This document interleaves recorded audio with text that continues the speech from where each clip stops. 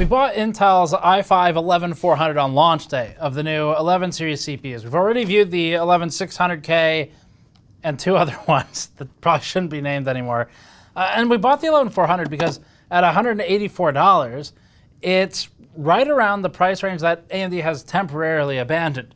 The price range that had the R5 2600 and the 3600 later, both of which were processors that made our best overall ranking for best CPUs of their respective launch years, and even the year after for the 3600. So this is where Intel now has its best chance. It's at the lower end, the non-flagship territory, where the i9-11900K goes forth to decimate itself. The 11600K and 11400 have a chance to price compete with where AMD is missing right now. Before that, this video is brought to you by Thermal Grizzly. Thermal Grizzly's Hydronaut and Cryonaut thermal pastes are high-performing thermal interfaces for use on CPUs and GPUs.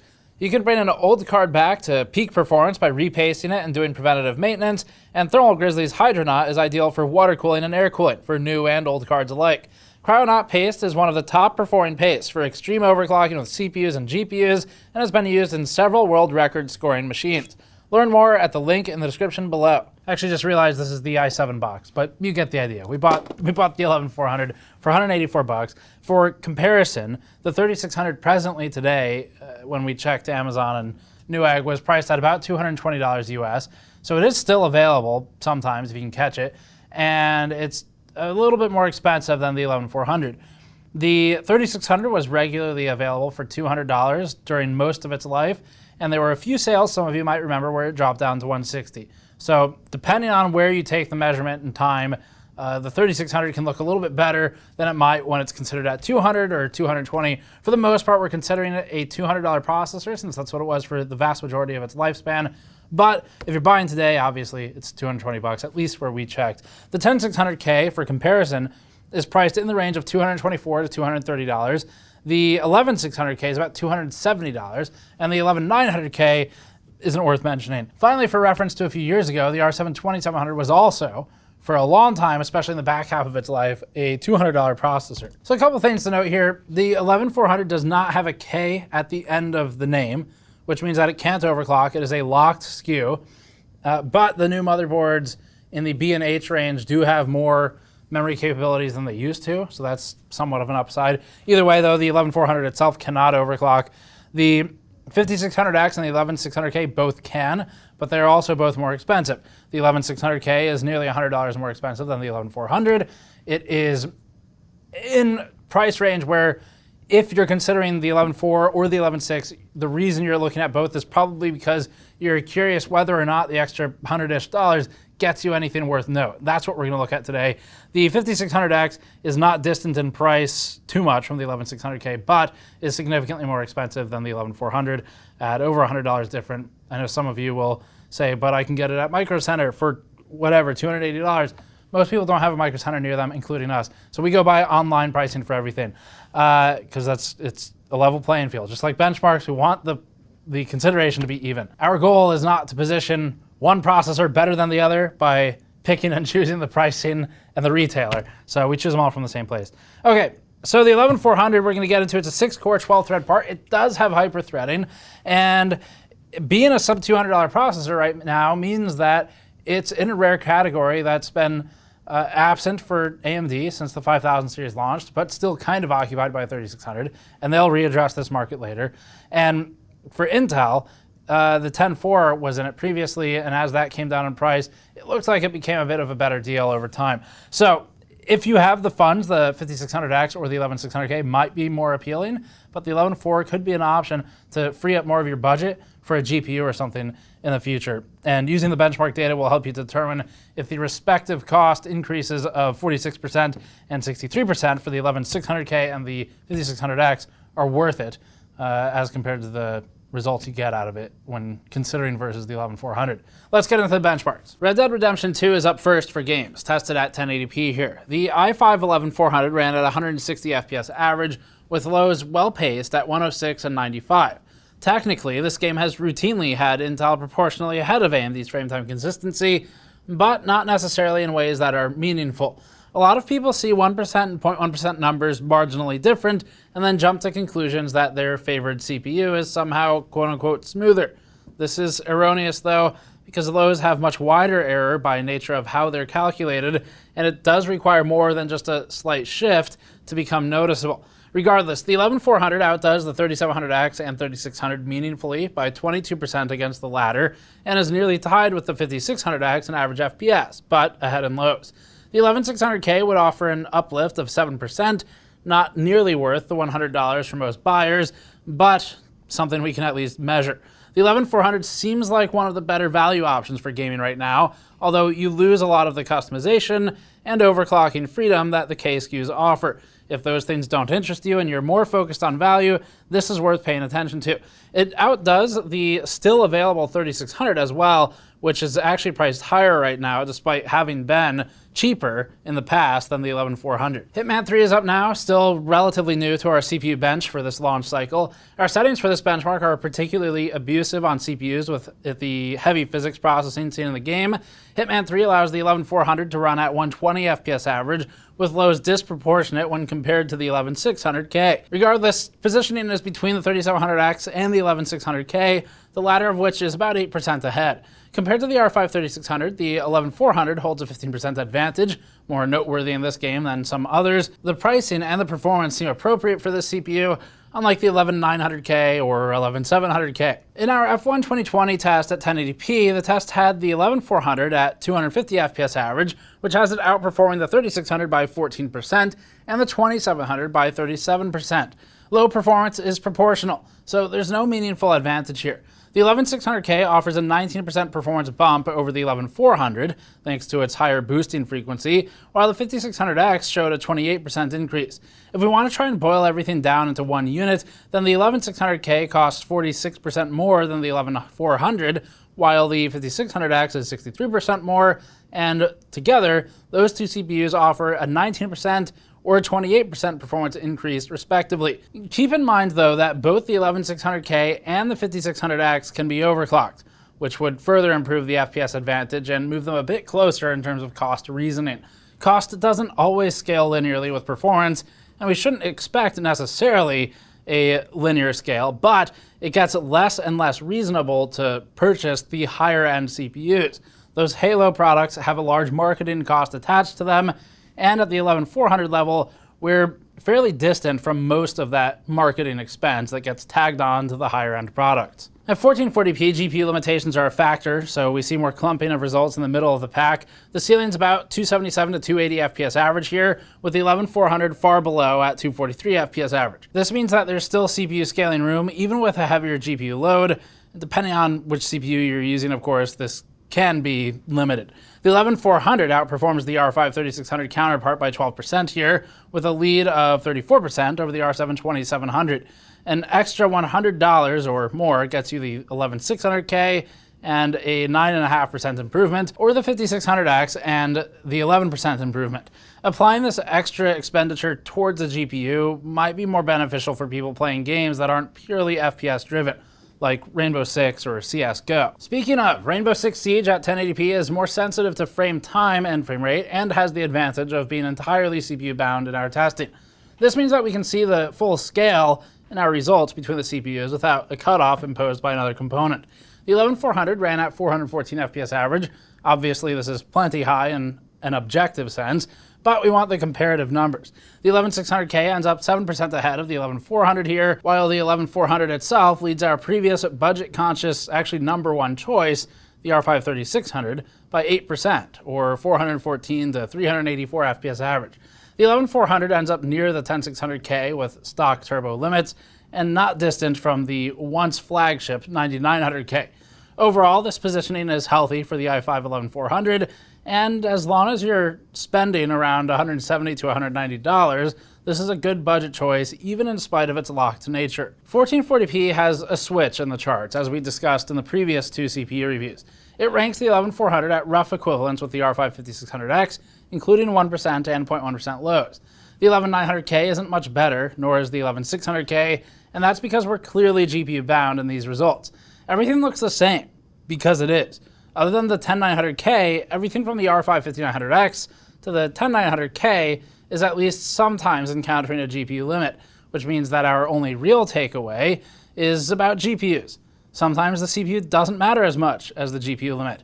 That's not useful for a CPU comparison and a review, but as we've said before, it is useful for a practical reminder about how spending should be split between the two components in a balanced manner. Cyberpunk 2077 is largely GPU bound in general, even at medium settings that we use for CPU benchmarking, but this is still useful in a few ways. First, the CPUs, which are entirely bound, like the 11.9, the 11.6, all the way down to the 5900X, allow us to ascertain a performance ceiling whereupon there's nothing more to be gained from them from more CPU expense. We need a better GPU instead. Secondly, we establish realistic expectations once again outside of a benchmark environment for how much the CPU matters for certain games. Here's the i5-11400. It runs well below the top of the chart and was far enough down that most frames would be below the limitations of the GPU. So we are looking at a true CPU limit. The 11600K outperformed the 11400 by about 14%, with the rest of the CPUs between 154 and 162 FPS average offering no meaningful difference due to other hardware limitations. So we can't see the true ceiling of the differences, but you're probably playing this game at higher settings anyway. As for the 3600, the 11400 offers an uplift of 21% here. The lows between all of these CPUs are consistent and proportional, so there's not much to speak of there, with only the 5900X and 5950X breaking out in a way that's disproportionate from the rest. GTA 5 remains a top-played Steam game and gives us a glimpse of older game architecture, often benefited specifically by higher frequencies and IPC, so we typically see Intel get some benefit here. The 11400 ran at 123 FPS average at 1080p, putting it in the bottom third of the chart. It's still a colossal 46% ahead of the R7 2700 and 19% above the R5 3600. That lead over the 2700 doesn't exist to this degree in many other games, and it's related to GTA's older engine and code base. Comparing it to its current generation 6-core 12-thread competitors, the 11600K pushes about 10 FPS higher, and the 5600X runs about 12 FPS average higher.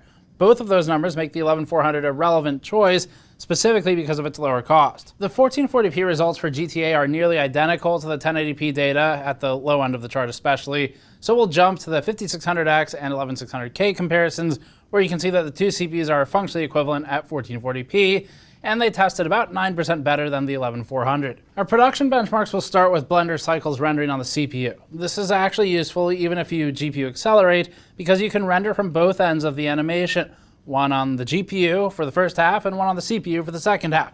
This accelerates the overall production time. The Intel i5-11400 required 32 minutes to render one frame of the GN logo animation. This marks the 11600K as requiring 27% less time than the 11400. It's actually a significant uplift, and it's attributable entirely to the higher frequency multiplied across the 6 cores. In this instance, the price increase is closer to the performance increase in percentage than elsewhere, so it's maybe more justifiable to certain audiences. The 5600X is about tied with the 11600K, and therefore is benefited by the same amount, but the 5600X retains a significant efficiency advantage when factoring both power and the work units produced.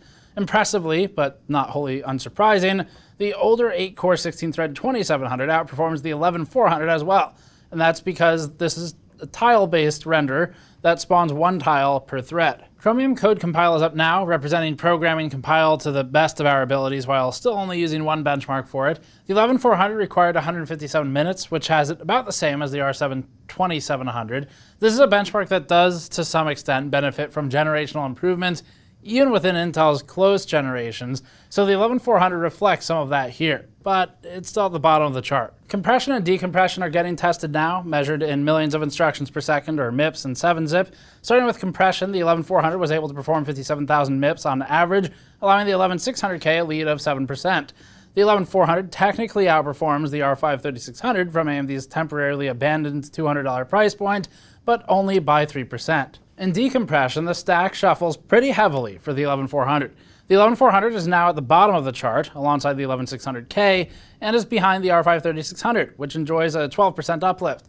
The 11600K is about equal to the 3600, and so also holds about a 12% advantage over the 11400. Adobe Premiere testing includes rendering and encoding, scrubbing and playback, filter and warp application, and a few other feature benchmarks within the software.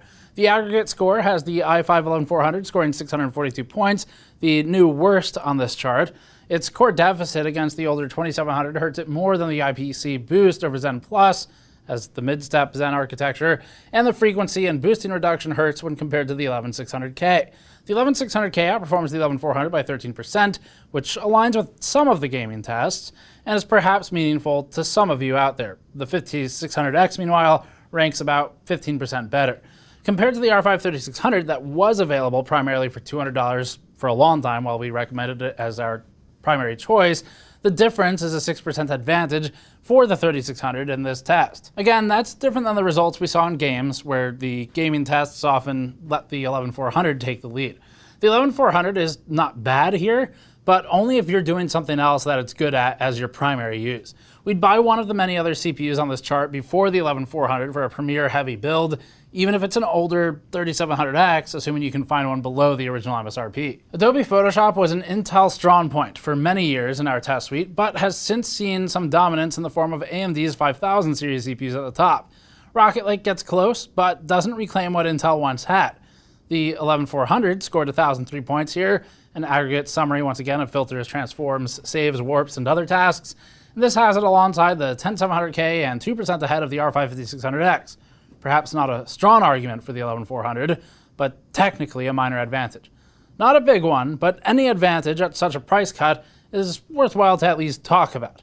The CPU does okay in Photoshop, and at the price, we'd elevate that to saying it does well, comparatively. If you have money for it, and if you're using Photoshop professionally and basically daily, we'd say step up to a higher SKU part, and maybe you'll get some value out of it in terms of how much money you can make per day because it's being held up by Photoshop's various tasks. For hobbyists, though, or for upstarts who are on a lean budget, this one does okay. Power consumption's up now. In Blender, we measured after expiry of turbo boosting. The 11400 here ended up pulling 68 watts. That's nearly 1-to-1 with the TDP number, as is often the case, and is within range when considering VRM efficiency losses. Intel's TDP coincidentally aligns with power consumption here, but only if measured after turbo expiry and under standardized testing conditions that we've explained in a separate video about Intel motherboards and motherboard guidance. This has the 11400 closer to the AMD R5 5600X than the 11600K, which runs around 125 watts. The performance decrease for the power decrease is non-linear and is in favor of the 11400 for those who are efficiency focused, but the 5600X remains undefeated in peak efficiency for performance to power if you're able to stretch the budget. In Cinebench multi-threaded and measured within the turbo boosting window, the 11400 rocketed nearly 2 times to 124 watts, ranking it alongside the 5800X and 5950X, which is lower due to its voltage bent for the latter of those two. This is only for a limited duration boost, and it's when the board is configured to Intel guidance, so it's not sustained. If, however, you allowed the board to run unrestrained and without Intel's guidance, it would be at this 124 watt number all the time. The 11600K and 11900K ran higher at 143 watts and 200 watts respectively. In the Cinebench single core workload, the 11400 pulled 30 watts more with one core heavily loaded, ranking closer to the older generation 9900K and 8700K than the newer Rocket Lake 11600K and 11900K. Both of these were in the range of 41 to 50 watts. This marks the 11400 as more efficient than the 11600K for this workload, despite lower overall performance. The 5600X remains the most efficient at 23 watts for one core. So that's it for this one. The 11400 has a few weak places.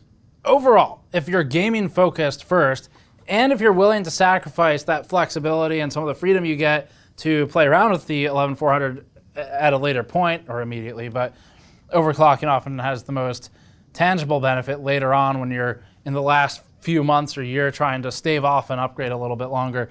If you're willing to give that flexibility of overclocking up, or you're the type of person who doesn't care about a couple percentage points, or you don't really want to bother with overclocking anyway, then the 11400 is a good consideration to save some money and get a relatively well-positioned gaming processor where it's not facing a lot of immediate competition. The 3600 is sort of a competitor, but it's not modern by the most literal standards. It's still a great processor. If you're using it, you should not be upgrading from it to really much of anything right now unless it's a major step up. Very good processor still, but it's not something we'd necessarily buy right now because AMD is going to have some $200 part at some point, and it will probably be towards the end of this year, hopefully. And if they don't, the 11400 is that part. It's $180 to $200. Worst cases, don't buy from scalpers, but that's where we saw it listed first party from retailers. And overall, the positioning is fairly strong for gaming. It lacks some competence in production benchmarks.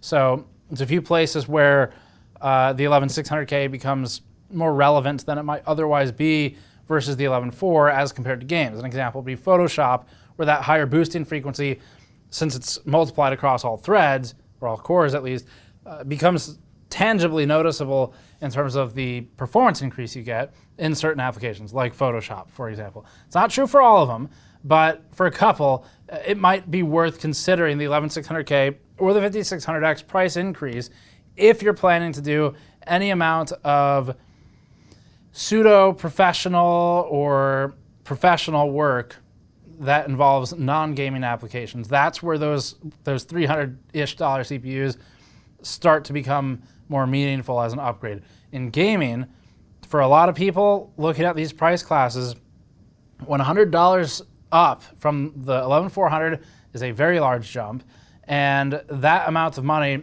could be put into something else. Either you save it or you put it into the GPU, at which point now you can maybe play games at a higher resolution or whatever. So that's more likely to be your bind anyway. So the 11400 is one of the more competitively positioned Intel CPUs right now. A lot of that has to do with an absence in the market from AMD, but that's fine. That's fair game. If Intel can get that market while AMD is still sorting out its supply and working towards its own $200 to $250 CPU, then Intel will benefit from having some extra sales where otherwise it's having trouble competing at the high end because the 11900K is functionally garbage. So that's it for this one. 11400 honestly should have probably been shipped out alongside the 11600K for the reviews because it makes Intel look a lot better than the 11.9 and the 11.7 do. So strange choices from Intel. I think they're still stuck in that old mentality of we have to put a flagship out there. People are looking for flagships.